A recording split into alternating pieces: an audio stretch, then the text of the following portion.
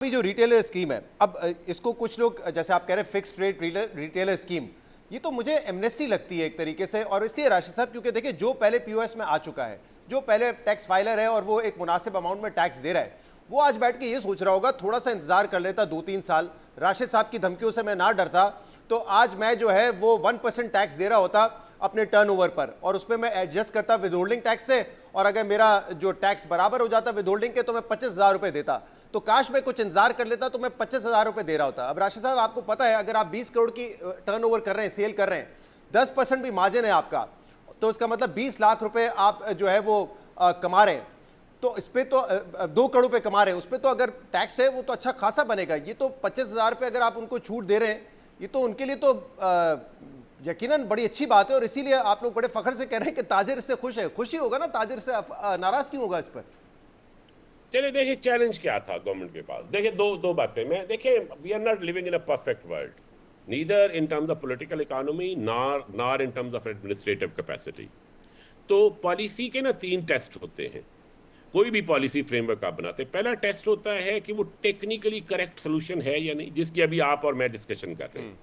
दूसरा ये है कि वो पॉलिटिकली एडवोकेबल है या नहीं, और तीसरा ये है कि वो एडमिनिस्ट्रेटिवली डूएबल है या नहीं है। हमने वो जो करेक्ट टेक्निकल सोल्यूशन है उसे 70 साल से अप्लाई करके देखा है। हर दफा आपको पता है कि इसमें ये कामयाब नहीं हुआ। इसमें मुझे अच्छी तरह याद है, जब मैं अभी 17वें ग्रेड में असिस्टेंट कमिश्नर था सिंध में पोस्टेड, तो मुशर्रफ साहब का दौर था, और हमने देखा कि फोर्सेस भी आई और ताजरों को रजिस्टर करने के लिए, और उसके बावजूद ये कामयाबी नहीं हुई थी। तो ये बात आप अपनी जगह दुरुस्त कह रहे हैं कि ये छोटा ताजर है। दूसरी तरफ ये भी देखें, बहुत सा छोटा ताजर ऐसा है जिसे हमने हरेसमेंट से भी बचाना है, टैक्स कलेक्टर की हरेसमेंट से। ये नहीं हो सकता कि हम उन्हें खुला छोड़ दें कि जी ये 29%। अभी भी ये जो स्कीम है ना, ये नहीं है जिस तरह आप कह रहे हैं। ये नहीं है कि वो 25,000 दे के छूट जाएगा। अगर उसकी सेल ज्यादा है तो उसे 1% देना है। से 20 करोड़ सेल है तो उसे 20 लाख रुपया टैक्स देना है। लेकिन अगर वो सेल को अंडर डिक्लेयर करता है, जो वो कर सकता है इस स्कीम में, तो अंडर डिक्लेरेशन तो ऑलरेडी, क्योंकि आपका डिजिटल इनवॉइसिंग और दूसरे निजाम लग रहे हैं, उसको चेक करने के मेथड्स मौजूद हैं। मैं इस वक्त बिल्कुल ऐसी कोई बात नहीं करना चाहता। लेकिन आप लोगों ने तो कहा है उनका कोई ऑडिट नहीं होगा। नहीं होगा, as long as they are compliant नहीं होगा। उसकी वजह यह है कि अगर हमने सिस्टम, मैं आपको यह कह रहा हूं कि जो इस स्कीम के पैरामीटर्स के मुताबिक करेगा उसे हम ग्रीन प्लेट इशू करेंगे। आपके इल्म में है ये बात, आपको बिलाल कैनी साहब ने बताई है, और उधर सिस्टम बार कर देगा। लेकिन फॉर एग्जाम्पल, एक ताजर है जो 20 करोड़ महीने का या साल का कमा रहा है, तो उसकी वो हमें अपनी टैक्स रिटर्न में वही इनकम शो कर सकेगा जो उसने डिक्लेयर की है। ये बात आपके इल्म में है। अगर वो ज्यादा डिक्लेयर करेगा तो वो 25,000 नहीं दे रहा होगा, वो ज्यादा दे रहा होगा। इंप्यूटेबल इनकम का कंसेप्ट है इसमें, कि आप जो डिक्लेयर करते हैं हम उतनी इनकम समझेंगे। लेकिन दूसरी तरफ हम देखते हैं कि उसकी 4 कोठियां हैं डीएचए में और 5 वो लैंड क्रूजर हैं, तो फिर उसका ऑडिट होगा। लेकिन अगर उसकी नॉर्मल लिविंग है, 1 आध करोला गाड़ी रखी हुई, 1 आध 10 मरले का घर है, तो बिल्कुल ऑडिट नहीं होगा। बात यह है कि अगर मतलब तो उसका कारोबार ऑडिट नहीं हो सकता, लेकिन उसकी लाइफस्टाइल को ऑडिट करेंगे आप? जी बिल्कुल करेंगे, क्योंकि हमें थर्ड पार्टी इंफॉर्मेशन मिल गई ना। इसका मतलब ये है कि जो बहुत बड़े झूठ बोलेंगे उनका ऑडिट होगा, जो अपनी मुनासिब रिटर्न देंगे उनका नहीं होगा। और इसमें ऑलरेडी जो, जैसे मैंने कहा, जो पीओएस में है उनके लिए तो आपने अब ये क्राइटेरिया रखा है कि आपने जितनी इनकम इस साल शो की है या जितना टैक्स आप शो करेंगे उतना ही शो करेंगे तो आप स्कीम से फायदा उठा सकते हैं। अगर 3 सालों का जो है वो 3 साल के ऊपर है कि 3 इयर्स में कभी भी अगर आपने 20 करोड़ से ज्यादा की है तो फिर आप नहीं उठा सकेंगे।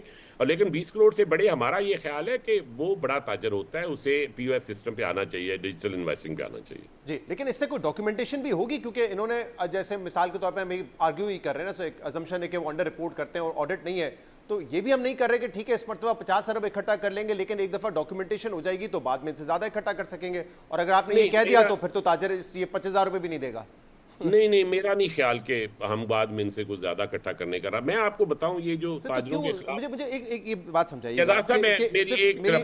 एक मेरी एग्जांपल सुन ले सर। अगर कोई 20 करोड़ कमा रहा है, ठीक है, अगर उसका 10% हम कहते हैं कि प्रॉफिट मार्जिन है, इसका मतलब 2 करोड़ उसकी आमदन है। तो 2 करोड़ पे एक रिटेलर जो है वो कम टैक्स देगा, 2 करोड़ पे एक पीओएस वाला ज्यादा टैक्स देगा, 2 करोड़ पे एक सैलरी क्लास, एक कॉर्पोरेट सेक्टर ज्यादा टैक्स देगा।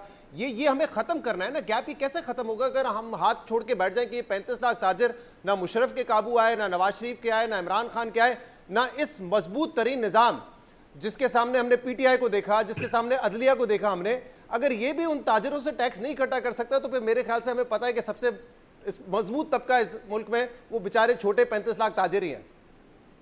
मैं दो बातें आपको इस पे बताना चाहूंगा। किसी जमाने में ना अर्ली 60s में जब ग्रीन रेवोल्यूशन आया था तो नई नई यूरिया खाद इंट्रोड्यूस हुई थी। तो यूरिया खाद के टारगेट्स होते थे गवर्नमेंट फंक्शनरीज के कि आपने लोगों को कन्विंस करना है कि वो अपनी जमीन में यूरिया खाद डालें। और आप यकीन करें जमींदार नहीं डालते थे, क्योंकि उस वक्त ख्याल ये था कि जो ही जमीन में यूरिया खाद डालेंगे तो जमीन की सरखेजी खत्म हो जाएगी। ताजरों के पास भी एक मजबूत ख्याल मौजूद है कि जो ही हम डॉक्यूमेंटेशन में आएंगे तो हमारे साथ खराबी पैदा हो जाएगी। ये स्कीम इस गलत ख्याल को ख़त्म करने के लिए है कि डॉक्यूमेंटेशन आपके फ़ायदे की चीज़ है, नुकसान की चीज़ नहीं है। आप देखें ना, इस वक्त वो सिस्टम से बाहर हैं, उनके जितने एसेट्स हैं वो सिस्टम से बाहर हैं। They don't have any white wealth, they don't have any white money. वो कहीं जाते हैं, they are treated without white money.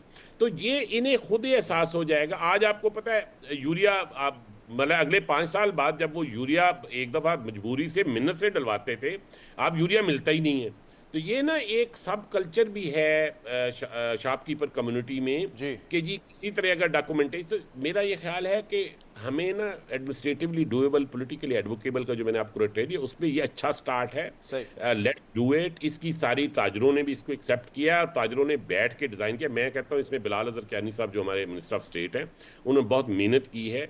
Let's not take any credit from him before it starts जी। और इसमें ताजरों का भी मेरे ख्याल से एक नुक्ता नजर दुरुस्त इसलिए भी हो सकता है जो आप कह रहे हैं उनके कंसर्न्स है, क्योंकि हमारे यहाँ तो शुगर जैसी इंडस्ट्री में हमने देखा है कि बोरियों में पैसे आते हैं, कैश में कारोबार हो रहा होता है, जिसपे आप लोग क्रैकडाउन करने की कोशिश कर रहे हैं। वो यही सोचेंगे कि इतने इन्फ्लुएंशियल लोग, बड़े बड़े शुगर मिल ओनर्स, सियासी बैकग्राउंड, अगर वो कैश में काम कर रहे हैं तो फिर हम क्यों यहाँ पे टैक्स दें। अब वैसे अब शुगर में थोड़ा कम हो गया काम कैश में, मैं आपको होता है। मैंने ये कहा ट्रेंड, मैंने जैसे कहा, अब तो आप पिछले 2-3 साल से हम देख रहे हैं कि कोशिश कर रहे हैं, सब बोरियां गिननी शुरू कर दी हैं। अच्छा, एक और सेक्टर जो इस में हमने देखा उसको रिलीफ था, वो था construction sector, real estate sector. अब रियल स्टेट सेक्टर के हवाले से मैंने कल औरंगजेब साहब से भी पूछा कि आप लोगों ने हमें बताया था कि यहाँ पे जो खास तौर पे प्लॉटों का कारोबार होता है ना, वो अनप्रोडक्टिव है। पैसा जाके पार्क हो जाता है, इन्फ्लेशन होती है, जब इन्फ्लेट करती है प्राइसेस बेच देते हैं, फिर प्रॉपर्टी में जाता है। उससे दो नुकसान आते हैं, एक तो अनप्रोडक्टिव सेक्टर है और दूसरा ये कि जो पैसा इसमें जाता है वो आपको पता है उसमें एफबीआर वैल्यू भी कम है, तो ब्लैक पैसा भी यहाँ पे काफ़ी जाके पार्क हो जाता है। नाउ क्या ज़रूरत थी कि बायर और सेलर पे आप जो ट्रांजैक्शन टैक्स था उसको आधा करते। अगर बिल्टअप प्रॉपर्टी के हवाले से होता समझ आता, लेकिन दोबारा ऐसा लग रहा है कि जो रियल स्टेट सेक्टर को कहा गया था कि अनप्रोडक्टिव है, इसकी बजाय तरजीह एक्सपोर्टर्स को दी जाएगी, मैन्युफैक्चरिंग को दी जाएगी। दोबारा क्यों कंस्ट्रक्शन सेक्टर और बिलखसूस जो मैं कह रहा हूँ कि सेलर और बायर पर रेट कम किया गया, इसकी वजह क्या है? मैं दो तीन वजूहत। देखिए, ये रेट आपने बढ़ा के देख लिया और आपने इस तजर्बे से गुजरे कि इसका रेट जो था वो 5.5 पे चला जाता था सेलर के लिए, जहां पे 10 करोड़ से ज़्यादा की वैल्यू होती थी किसी बिल्डिंग की, किसी घर की। अच्छा, उसके नतीजे में हुआ ये कि जो टोटल एक्टिविटी थी कंस्ट्रक्शन सेक्टर में वो कम होनी शुरू हो गई, और उसकी जो अलाइड इंडस्ट्री का आर्गूमेंट है आपके वो इल्म में है, वो सारा था। बट सेंचुअली हमने यहाँ टैक्स रेट नहीं कम किया, हमने टैक्स की विदहोल्डिंग रेट कम किया है। आप ये ज़हन में रखिएगा कि हम ये एज्यूम करते थे कि तुम्हारी एक इनकम है जो तुमने इनकम टैक्स रिटर्न में देनी, हमें शक है कि तुम वो नहीं दोगे और रिटर्न ही फाइल नहीं करोगे, तो इसलिए अभी जिस वक्त ट्रांजैक्शन कर रहे हो इसी वक्त ले लेते हैं। तो हमने जब नॉन फाइलर और फाइलर में फ़र्क किया तो फ़ायदा उसका ये हुआ ओवर लास्ट 4-5 ईयर कि ये सारे लोगों ने रिटर्न जमा करानी शुरू कर दी है। अभी अगर आप डेटा देखें ना पिछले 3 साल का प्राल का, कि जिन लोगों ने प्रॉपर्टी खरीदी, आपको पता है उन सबका डेटा हमारे पास मौजूद है, जिन लोगों ने प्रॉपर्टी रजिस्टर कराई, एवरीबॉडीज आईडीज विद अस, उनमें से 80% लोगों ने रिटर्न जमा कराई हुई है। तो ये अब रिटर्न से बाहर नहीं है। अब अगला प्रॉब्लम है, वो मैं बाद में आपको डिस्कस करता हूं। अब इशू ये है कि हम क्या विदहोल्डिंग, क्वेश्चन ये था कि क्या विदहोल्डिंग स्टेज पे लें या कैपिटल गेन स्टेज पे लें। तो हमने कहा कैपिटल गेन स्टेज पे लेंगे, हम इस स्टेज पे नहीं लेंगे। तो जब उसे अब हमारी कैपेबिलिटी क्रिएट होगी है कि हम कैपिटल गेन स्टेज पे कर सकते हैं, इंटीग्रेटेड डेटा अब एफबीआर के मौजूद है। दूसरा मैं पार्ट आपको बताता हूँ। आपने अगर देखा हो तो पिछले साल जो अप्रूव किया था लेजिस्लेचर ने, वो ये एक एलिजिबिलिटी क्राइटेरिया अप्रूव किया था कि अगर आपकी वाइट मनी, जो आपने सवाल किया ना, ब्लैक मनी जाके पार्क हो जाती है, तो पिछले साल ये अप्रूव कर दिया था कि अगर आपकी वाइट मनी है तो फिर ये बड़े बड़े आप रियल एस्टेट या कंस्ट्रक्शन के काम कर सकेंगे, ब्लैक मनी से नहीं कर सकेंगे। लेकिन उसमें ख्याल ये उस वक्त ये कहा गया था कि इसको इम्प्लीमेंट तब करेंगे जब सिस्टम थोड़ा रेडी हो जाएगा और कैबिनेट की अप्रूवल से करेंगे। इस बजट में जब हम लेके गए कैबिनेट के पास तो हमने वो अप्रूवल भी ले ली है। सो ब्लैक मनी का रास्ता भी काफ़ी हद तक डिस्करेज होगा, और साथ साथ जो जेन्युइन लोग हैं, जो व्हाइट मनी के लोग हैं, उनको इनेबल कर दिया है कि वो लो रेट के ऊपर ऑपरेट कर सके। कि it's a transaction tax. Transaction Rashid साहब, बेहतर ये नहीं होता है कि दोबारा प्लॉट्स में ट्रेडिंग बहुत ज्यादा ना शुरू हो जाए? आपको पता है ये होता है पाकिस्तान में, एक इन्वेस्टमेंट एवेन्यू के तौर पे इसको देखा जाता है। तो बिल्टअप प्रॉपर्टी होती है, कोई घर खरीद रहा हो या अपार्टमेंट खरीद रहा हो, उस पर ट्रांजैक्शन कॉस्ट हम कर दें। किसी का पहला घर हो, पहला मकान हो, उस पर आप कम कर दें। लेकिन अगर कोई मल्टीपल प्रॉपर्टीज खरीद रहा है इस घर से कि ठीक है 5-6%, 10% नफे पे मैं इसको घुमा दूंगा, बेच दूंगा, तो उनको तो इनकरेज ना करें ना, उनकी ट्रांजैक्शन कॉस्ट कम करके। शहजाद साहब, ये आर्गूमेंट आपको पता है दिया जाता रहा है और हमारी टेबल पे ये आर्गूमेंट रहा है, लेकिन 6 साल प्रॉपर्टी बंद रही ना, कंस्ट्रक्शन सेक्टर बंद रहा, तो क्या वो पैसा कहां गया? वो पैसा या तो यूं चला गया या वो पैसा गोल्ड में चला गया। वो उन बिजनेसेस में नहीं गया जिनकी हम बात कर रहे थे। अगर तो उन बिजनेसेस में जाता तो फिर हमारी एक्सपोर्ट बढ़ जाती, फिर हमारी इंडस्ट्रियल एक्टिविटी बढ़ जाती, जो आर्गूमेंट था। लेकिन ऐसा हुआ नहीं है। तो अब आपके पास क्या है चॉइस? क्या आप उस पैसे को पाकिस्तान के अंदर रखना चाहते हैं या पाकिस्तान से बाहर भेजना चाहते हैं? अगर तो पाकिस्तान के अंदर हो तो मेरा वोट ये है कि वो इंडस्ट्री की तरफ जाए। सर, तो इसका तो ऑल्टरनेट ये होना चाहिए था, फिर मैन्युफैक्चरिंग को, एक्सपोर्टर्स को आप ज्यादा से ज्यादा रिलीफ देते, क्योंकि सब यही कह रहे हैं कि रिटर्न ऑन कैपिटल अच्छा होगा, ज्यादा तो वो भी नहीं मांग रहे। रिटर्न ऑन कैपिटल अच्छा होगा तो हम इसमें इन्वेस्ट करेंगे, टैक्सेस हमारे कम होंगे तो हम री इन्वेस्ट करेंगे। फिर तो इस तरह से इंकरेज करने की जरूरत है। आप कह रहे हैं कि यार ये पैसा वहां नहीं लगा, ये पैसा दुबई चला गया या फलां कहीं और यूज हो गया, गोल्ड में लग गया, तो हम रिवर्स कर रहे हैं इस पॉलिसी को। नहीं, देखिए, रियल एस्टेट भी उतना ही लेजिटिमेट बिजनेस है, या जो कंस्ट्रक्शन का है। पाकिस्तान में आपको पता हाउसिंग शॉर्टेज भी है।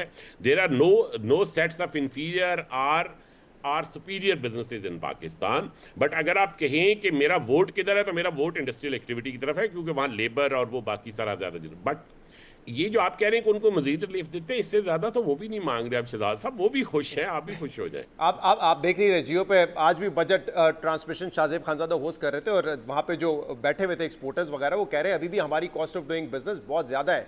ठीक है, एफबीआर के ऊपर जिम्मे एक हद तक है, लेकिन ऑब्वियसली वो कहते हैं कि हमारे बुजुर्ग कह रहे थे, हमारे बुजुर्ग कहते थे कि जो भी दो टांगों पे चलता है ना, वो जिंदगी में कभी खुश नहीं होता। तो मेरी अर्ज ये है कि वो आपको परफेक्ट वर्ड तो नहीं मिलेगी। आप ये अगर ना करते तो यही लोग ये कह रहे होते कि ये कर दे।